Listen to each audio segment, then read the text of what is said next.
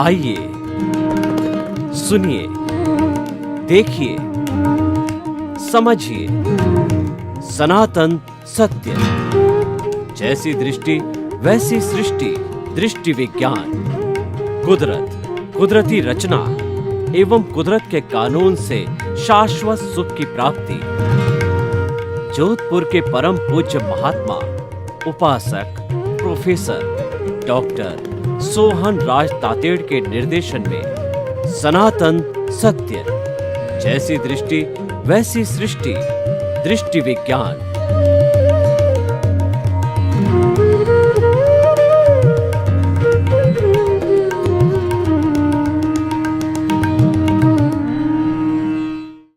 भाई और बहनों, मातृशक्ति को नमन। आज का हमारा बहुत सुंदर विषय जीवन शैली निर्माण के सूत्र। देखिए, जीवन किसे कहते हैं? जन्म से मृत्यु के बीच का जो स्पान होता है वह जीवन कहलाता है। तो हर व्यक्ति जीवन जीता है, हर प्राणी जीवन जीता है और ये जीवन आयुष्य के अधीन होता है। आयुष्य के द्वारा ही हम जन्म लेते हैं, आयुष्य के द्वारा हमारी मृत्यु होती है। आयुष्य कर्म जितना होता है, क्षण भी न आगे बढ़ सकते हैं न पीछे जा सकते हैं। तो ये हमारा जीवन है, ये आयुष्य के अधीन होता है। और आयुष्य का कर्म का जो बंधन है, ये कर्म है। 8 कर्मों में से आयुष्य एक आघाती कर्म है और आयुष्य का कर्म बंद किए बिना अगला जन्म यानी आत्मा उस शरीर को छोड़ नहीं सकती। और जब आयुष्य संपन्न हो रहा है तो निश्चित समय में उसको छोड़ना ही है। देखिए, 2 बातें आ गई, उसको छोड़ने का समय भी आ गया और जब तक अगली रिटर्न टिकट की व्यवस्था न हो, यानी आगे कहाँ जाना है वो व्यवस्था न हो, तो वो जगह जो है ना छोड़ सकता है, उसको कहाँ जाना है ये मालूम ही नहीं। तो ये दोनों चीज़ें निर्धारित हो जाती है। तो हमारा जीवन बड़ा एक इम्पॉर्टेंट जीवन है।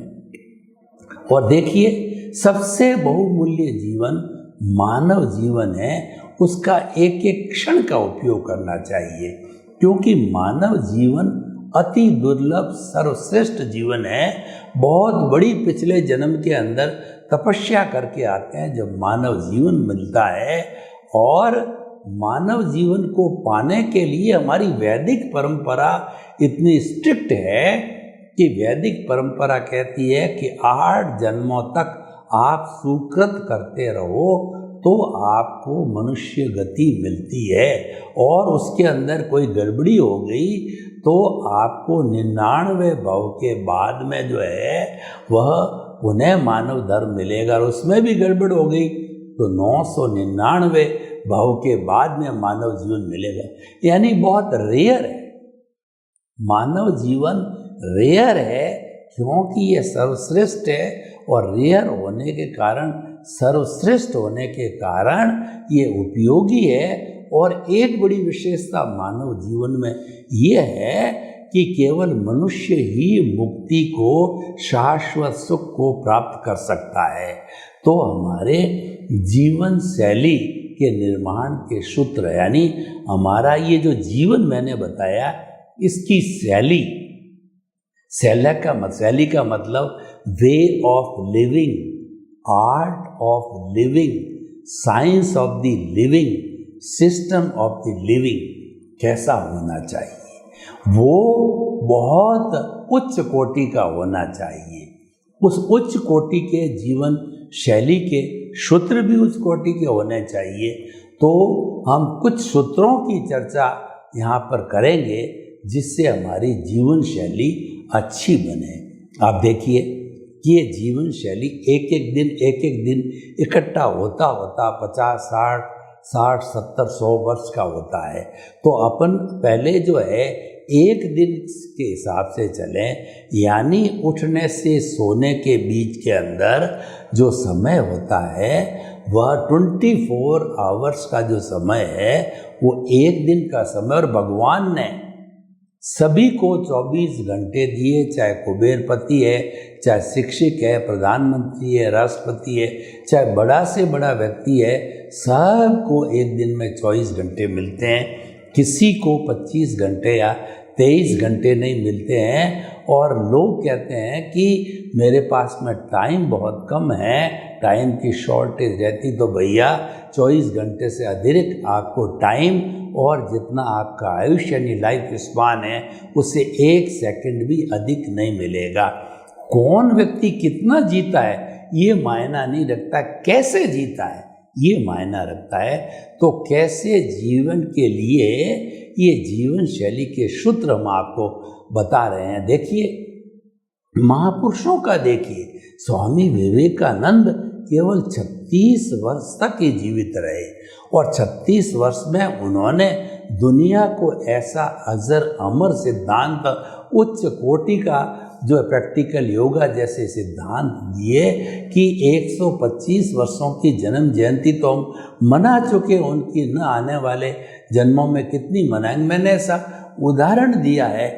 ऐसे बड़े बड़े महापुरुष बहुत हुए हैं हिंदुस्तान के अंदर जिन्होंने किए। वो स्वामी नारायण को देखिए और उसके अलावा शंकराचार्य को देखिए। ये छोटी छोटी उम्र के अंदर ये लोग देहावसान स्वर्गवास हो गया, लेकिन छोटी उम्र में उन्होंने बहुत दिया, यानी उन्होंने क्वालिटेटिव जीवन जिया। तो हमारी जीवन शैली को उत्तम क्वालिटेटिव बनाने के लिए हम सूत्रों की बात करते हैं। 24 घंटे का पीरियड। सबसे पहले हम प्राकृतिक बात करते हैं कि early to bed and early to rise is a sign of good health. A sound mind exist in a sound body. हमारे तरक्की करने के लिए, अच्छा जीवन मिलने के लिए हमारा माइंड, हमारा मन है वो साउंड होना चाहिए। और ये साउंड कब होगा? जब हमारी दिनचर्या संयमित होगी।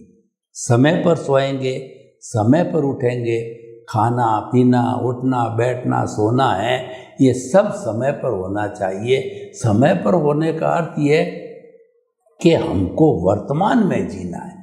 देखिए, अच्छी जो है जीवन शैली बनानी तो हम एक दिन का रोल मॉडल आपको बनाते हैं और दूसरे दिन वही, तीसरे दिन वही, चौथे दिन वही, 50 साल तक वही, 100 साल तक जीते हो तो वही एक दिन का मॉडल। क्योंकि एक दिन ही तो जिया जाएगा। हम एक दिन की बात करते हैं, रोल मॉडल की बात करते हैं। मैं आपको उदाहरण दूं कि DPS एक ऐसी जो है वो एजुकेशन की संस्था है कि इन्होंने स्कूल का जो है एक रोल मॉडल दिल्ली में बनाया, उसका नाम DPS रहा।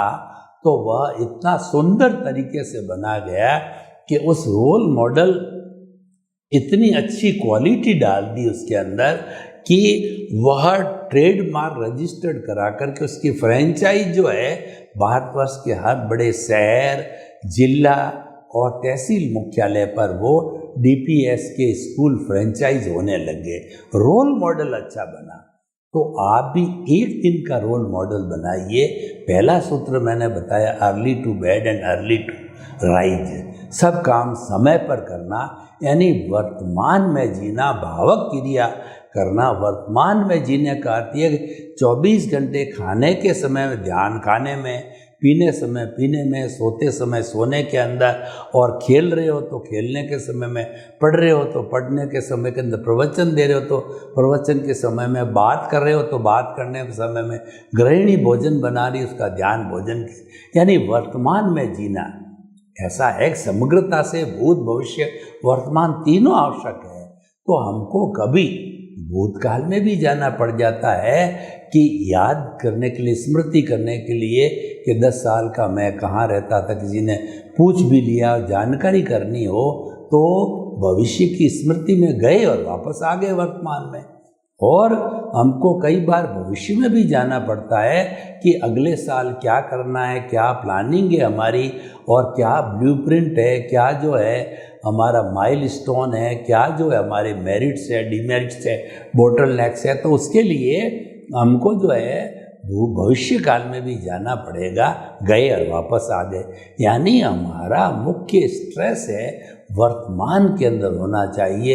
एक एक क्षण जो निकलता है वह हमारे ध्यान में रहना चाहिए। वर्तमान में जीने की आदत हमको डालनी चाहिए। और देखिए 24 आवर्स के अंदर या तो आप माइंड में सेट करो, या आपको याद नहीं रहता है तो आप एक डायरी में लिख दो कि फर्स्ट काम ये है आज का, सेकंड ये, थर्ड ये, फोर्थ, फिफ्थ ये। इसको कहते हैं assignment of the work, assignment of priorities. ऐसा नहीं है कि बहुत ज़रूरी काम है। ज़रूरी काम का अर्थ है कि आज डॉक्टर से टाइम लिया हुआ और बीमारी इसकी है कि प्रॉब्लम हो जाएगी रात को, तो पहला काम है डॉक्टर के पास जाइए। आपने चेक दे दिया, पेमेंट में आने वाला बैलेंस नहीं है, तो आपका वो फर्स्ट प्रायोरिटी हो गई। तो इस तरीके से सेकंड, थर्ड, फर्स्ट प्रायोरिटी वाले काम को आप सबसे पहले कीजिए, सेकंड को ये कर दिए। और दिन के अंदर आपने 10 प्रायोरिटी बनाई, 5 ही काम हो गए तो कोई बात नहीं है, उसको 6ठी से 10वीं को कैरी फॉरवर्ड दूसरे दिन के लिए कर दीजिए। यानी काल करे सो आज कर, आज करे सो अब, और पल में प्रलय होएगी और बहुरी करेगा कब। यानी वो हमें समय प्रबंधन करना चाहिए, हमें समय की पंक्चुअलिटी करना बहुत ज़रूरी है। टाइम मैनेजमेंट कहलाता है, ये किया जाना चाहिए, बहुत ज़रूरी है। तो टाइम मैनेजमेंट जो है ये हमारे अच्छे जीवन निर्माण का एक संतुलन हो गया, एक सूत्र हो गया टाइम मैनेजमेंट। और दूसरा वर्तमान के अंदर जीना। और अगला सूत्र बात करें, जैसे जैसे मस्तिष्क में सूत्र आ रहे हैं मैं आपको बताता जा रहा हूँ कि ये है कि थिंक पॉजिटिव, डू पॉजिटिव और बी पॉजिटिव। हमेशा पॉजिटिव रहो। दुख में से सुख निकालने की कला आनी चाहिए। आपके जो है वो चलते चलते आप गिर गए तो भगवान का शुक्रिया करो, भगवान को धन्यवाद दो, मैं तो गिरा और मामूली सी मेरे मोच आई। अगर गिर कर के और मेरे बड़ा फ्रैक्चर हो गया होता तो 6 महीने 12 महीने मुझे जो है बेड रेस्ट करनी पड़ जाती। तो भगवान को धन्यवाद दीजिए, क्योंकि आपने उस दुख में से जो है वो सुख निकालने कला आ गई। और आपके छोटा मोटा कुछ हो गया और आप रोते रहे कि ये हुआ कैसे हुआ, उसको बहुत बड़ा बना दिया और आत्म ध्यान करते रहो, उसकी चिंता करते रहो, उससे कोई निर्णय निकलने वाला नहीं है। तो इसीलिए ये जो है हमारे को जो है वो जो ये दुख में से सुख निकालने की कला हमको सीखनी चाहिए। और देखिए कि जीवन का हर कार्य समय पर करना चाहिए। हम एक दिन का काम एक दिन में कर लेंगे तो पेंडिंग वर्क नहीं रहना चाहिए। देखिए कोई व्यक्ति जो है बचपन से आगे बड़ा हो गया और अपने पैरों पर खड़ा हो गया, शिक्षा भी हो गई और बाल बच्चे भी हो गए, तो अब बाल बच्चे हो गए तो एक बड़ी रिस्पॉन्सिबिलिटी इसके ऊपर आ गई। तो बाल बच्चों को अच्छे संस्कार देना, उनकी एजुकेशन देना, उनको पाँव पर खड़ा करना, उनको जॉब दिलाना और उनको शादी करना, पैरों पर खड़ा करने की पूरी जिम्मेवारी हो गई। एक बच्चे को तैयार करने में 30 साल की जिम्मेवारी जो है वह एक पेरेंट्स के ऊपर आ जाती है। तो हर काम समय पर करना चाहिए। ऐसा नहीं है कि बच्चे तो शादी के लायक हो गए और हमने प्लानिंग की नहीं पहले कि जो मकान की व्यवस्था करें या जो है वो उनके बायोडाटा वगैरह कहीं भेजें और अच्छा लड़का लड़की की तलाश किया जाए। उसके पहले अपना धन का जुगाड़ कर दें, सेविंग कर दें। हमारे पास धन की सेविंग नहीं, रहने के लिए अच्छा मकान नहीं, कोई व्यवस्था हमने ढंग से नहीं की, बाल बच्चों को अच्छी एजुकेशन नहीं दिलाई, उनको प्रैक्टिकल जो है जीवन में कुछ सिखाया नहीं है, तो समय पर कैसे काम हुआ, तो उसका इफ़ेक्ट जो है वो सारा आगे आता है और जीवन जो है गड़बड़ा जाता है। तो हर काम समयबद्ध होना चाहिए। और देखिए कि व्यक्ति को अपने जीवन में कभी भी नर्वसनेस नहीं आनी चाहिए। कभी भी जब नर्वसनेस आई तो भीतर बड़ा पावर हाउस है, भीतर उत्साह का जो है सागर लहरा रहा है। हमारे भीतर जो शुद्ध आत्मा प्रभु का निवास है, अभी हम शुद्ध आत्मा बने नहीं हैं, क्योंकि शुद्ध आत्मा बनेंगे तो हम मुक्ति की अवस्था है, मोक्ष में चले जाएंगे। लेकिन ये हमारे भीतर विराजमान है, इसके साथ अज्ञान जुड़ा हुआ है, इसी कारण ये बॉन्डेड और इसी कारण इस शरीर में है। जिस दिन अज्ञान समाप्त हो जाएगा, हमारे सनातन सत्य जो हम आपको परोस रहे हैं, उसका उद्देश्य अज्ञान को मिटाना है। अज्ञान का त्याग ही सच्चा त्याग है। और हम सनातन सत्य के माध्यम से कुदरती रचना और कुदरत का कानून आपको बताते हैं। क्यों बताते हैं? आपकी रॉन्ग बिलीफ, यानी आपका अज्ञान है, वो राइट बिलीफ के अंदर या उसको ज्ञान और विज्ञान के अंदर परिवर्तित करते हैं, ताकि कि आपको जो है सम्यक ज्ञान सम्यक दर्शन मिले। और जब सम्यक ज्ञान दर्शन मिल गया, इसका मतलब मुक्ति की नींव लग गई। फिर आप उसको डेवलपमेंट करना। आपने प्लॉट लिया है, उस प्लॉट की नींव खुदवा दी और नींव भर करके नींव ऊपर आ गई, जमीन प्लिंथ लेवल तक आ गई, तो आपको बहुत बड़ा सुकून और आपको जो है बहुत बड़ी शांति मिलती। अब मेरा बिल्डिंग खड़ा हो जाए, क्योंकि नींव में आपने बहुत सी ऐसी प्रिकॉशंस ली है जो आजकल अर्थक्वेक प्रूफ बनती है, और जितनी मंजिल होती है उस हिसाब से उसकी विड्थ वगैरह engineering point of view wheel है। इसका मतलब ये है, प्लिंथ लेवल पर आ गया तो जितनी डिज़ाइन है आपकी 5 मंजिल 10 मंजिल 50 मंजिल 100 मंजिल आराम से बन सकती। यानी आपकी फाउंडेशन वो इतनी मजबूत हो कि वो है हमारा सम्यक ज्ञान सम्यक दर्शन। उसका डेवलपमेंट करते रहिए, उसका डेवलपमेंट बढ़ते, 1 जन्म का डेवलपमेंट, 2 का, 3 का,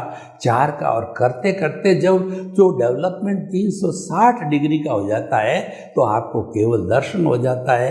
और केवल दर्शन होते ही अगले जन्म में आपको मुक्ति की प्राप्ति हो जाती है। आपको पुण्य पाप से बचना चाहिए।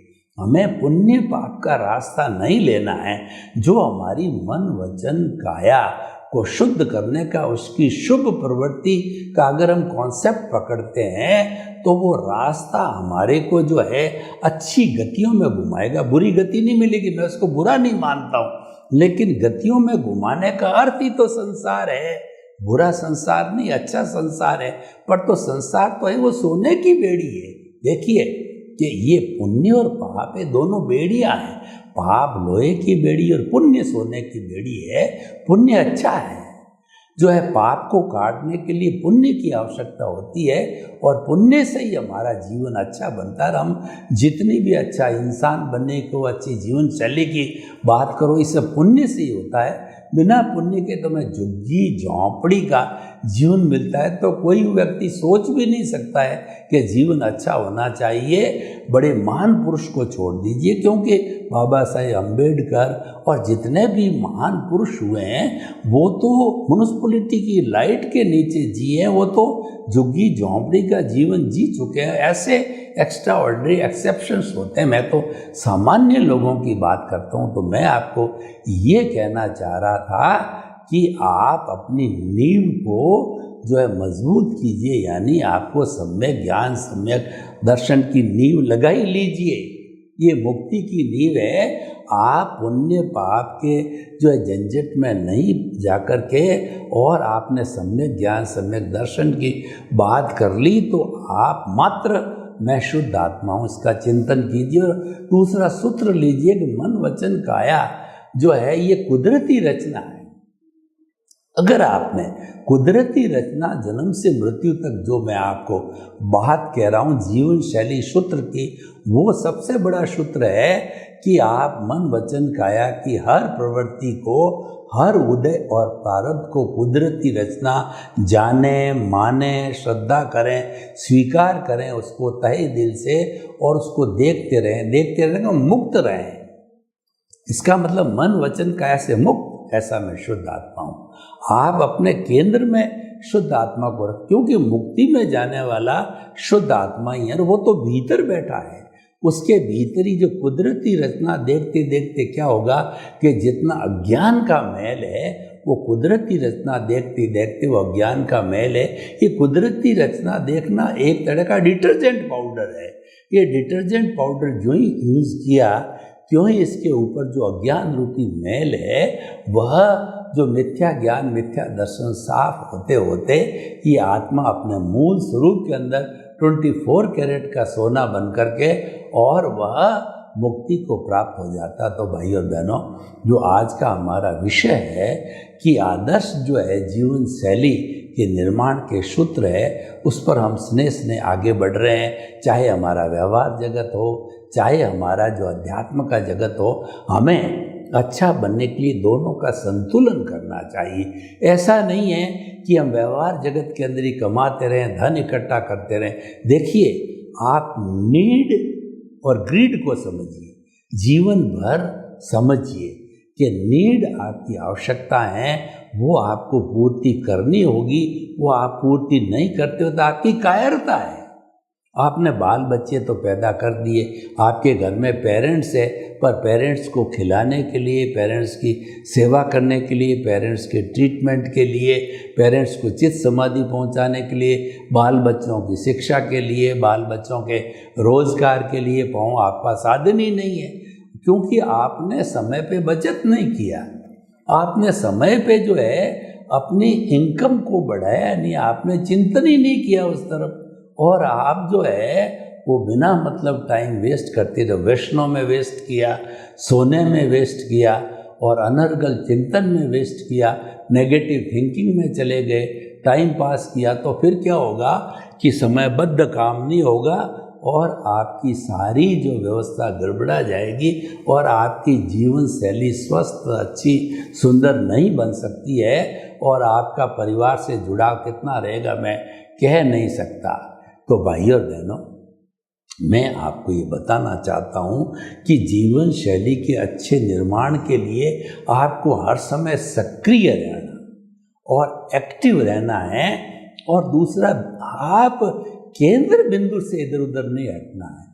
केंद्र बिंदु ये है कि मन वचन काया से मुक्त, ऐसा मैं शुद्ध आत्मा हूँ। मन वचन काया तो चलता रहेगा, ये आप रोक नहीं सकते। आप लेकर के आए हो, आप बाउंड हो उससे, यानी व्यवहार जगत से आप एक क्षण नहीं रुक सकते। यानी आपका बेटा, आपके माता पिता, आपकी पत्नी, आपकी कमाई, आप गृहस्थ और सन्यासी हो तो आपके गुरु है, और गुरु का जो है कहना मानना, गुरु के अनुसार ही आपको जो है वो विहार करना, आपकी दिनचर्या, रात्रि भोजन नहीं करना, और जो है आपको 5 महाव्रत पालना, ये सब कुछ जो है अपने अपनी कैटेगरी के अनुसार जो सन्यासी है वैसे करता है। और देखिए कि जो गृहस्थ जीवन है बड़ा तपोवन है, तो गृहस्थ जीवन के लिए तो भगवान से प्रार्थना करता है, गृहस्थी के सहाय इतना दीजिए जहाँ मैं कुटुंब समाए, मैं भी भूखा न रहूं और साधु न भूखा जाए। तो बहुत ही सुंदर कहा गया कि ईश्वर, मुझे कम से कम इतना हो कि मेरी नीड्स पूरी हो जाए। और अतिथि देवो भव, घर में कोई भी व्यक्ति आ जाए, अतिथि की सेवा कर सकूं। मेरे सामने देश है, समाज है, राष्ट्र है, विश्व है, किसी को जो है थोड़ा बहुत डोनेशन भी देना पड़ता है। यानी मेरे को ग्रीड की आवश्यकता नहीं है, मेरी सभी चीज़ें समय समय पे पूर्ति हो जानी चाहिए। व्यक्ति को कभी ग्रीड में नहीं जाना चाहिए। ग्रीड कैसे, मैं समझाता हूँ। आपकी छोटी सी फैमिली है 5 मेंबर की, और आपके पास में बहुत 5-7 कमरों का मकान है, तो आप ग्रिड में जाकर के 2 मकान, 5 मकान, 10 मकान इकट्ठे करते हो, और आपके 5 मेंबर है, 5 अच्छे मोबाइल आप 10 रखते हो, 20 रखते हो, आपके 10 साड़ियों से या 10 ड्रेस से काम चल जाता, आप 100 रखते हो। ये सारी ग्रीड है, ये अवश्य है, और ये अवश्य के वशीभूत होकर के आदमी इकट्ठी करता, उस अकाउंट में नहीं जाना चाहिए। अच्छी जीवन शैली के लिए आपको ग्रिड में नहीं जाना, और प्रभु कृपा से आपके भाग्योदय से जो है आपके पास में धन आ रहा है, तो उस धन का आप सदुपयोग जो है लोगों की भलाई के लिए कीजिए। देखिए, धन की 3 गति होती है। पहली गति तो ये है कि आपके स्वयं पर और उसके साथ साथ के अंदर आपके परिवार पे उसको खर्च करो, वो तो भोग की स्थिति हो गई है। और दूसरा ये है कि वो भी होने के बाद सरप्लस बचता है तो आप समाज के अंदर उसका नियोजन करो। लूले, लंगड़े, अपाहिज, मूक, बधिर और अनाथ विधवा जो कि अभावग्रस्त है उनके लिए सहयोग में काम लो। और ये दोनों ही नहीं करते और कंजूस आदमी है तो एक स्थिति आती है उसके रहते रहते उसके अगले जन्म के अंदर कोई कपूत भी उड़ जावे या कोई भी कई कारण हो सकते हैं कि वो सारी पूंजी स्वाहा हो जाती है, उसका विनाश हो जाता है। तो भाई और बहनों, हम आपको बताना चाहते हैं कि ये जो जीवन शैली निर्माण के जो सूत्र है अच्छे अच्छे व्यवहार जगत के और हमारे अध्यात्म जगत के, ये हमको पालन करते रहना चाहिए। अध्यात्म जगत के भी कुछ सूत्र बताना चाहता हूँ कि आप भीतर जाने की कला को सीखिए। भीतर प्रभु विराजमान है तो प्रभु ही हमारा मालिक है, उससे बात कीजिए, उसको रिझाइए, उससे कृपा लीजिए और उसके चरणों के अंदर प्रार्थना कीजिए तो आपका आध्यात्मिक जीवन अच्छा बनेगा। सर्वे भवन्तु सुखिनः, सर्वे सन्तु निरामया। लोक के सब जीवों को सुख मिले, शांति मिले, आनंद मिले, प्रेम मिले, सौहार्द मिले और सबको मुक्ति मिले। आपके प्रति मंगल भावना। ओम मारा।